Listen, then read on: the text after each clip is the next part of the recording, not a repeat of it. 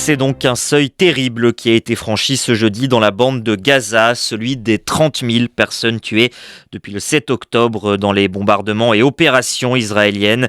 Bilan communiqué par les autorités palestiniennes qui pourrait encore s'aggraver alors que les conditions humanitaires y sont plus terribles que jamais. L'UNRWA juge que les besoins de l'enclave sont illimités. La famine guette notamment le nord de la zone où les rares habitants encore présents tentent de survivre dans le dénuement le plus total. Fanny Baye.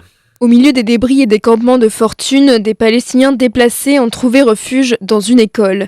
Ici, aucune nourriture ni aucun médicament n'est entré depuis le 23 janvier. En cause, les nombreuses entraves des autorités israéliennes qui empêchent l'aide humanitaire d'arriver.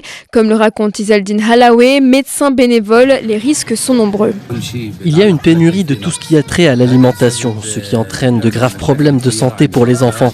Les maladies de la famine qui sont l'anémie chez les enfants, les femmes enceintes et les personnes âgées, ainsi que les maladies qui affectent les personnes en raison de la malnutrition, telles que les maladies rénales et les faibles niveaux de sel dans le sang, sont des maladies graves qui conduisent à la déshydratation et à de nombreuses autres maladies. Alors que la famine guette, les habitants doivent vivre avec les bombardements et les combats, un niveau de violence tel que le Programme alimentaire mondial a dû arrêter ses opérations dans le nord de l'enclave palestinienne.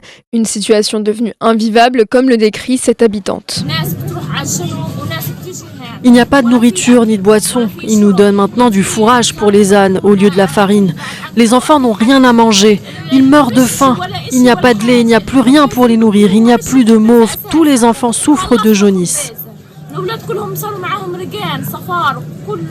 Selon les Nations Unies, 2,2 millions de personnes, soit l'immense majorité de la population gazaouie, sont désormais menacées de famine.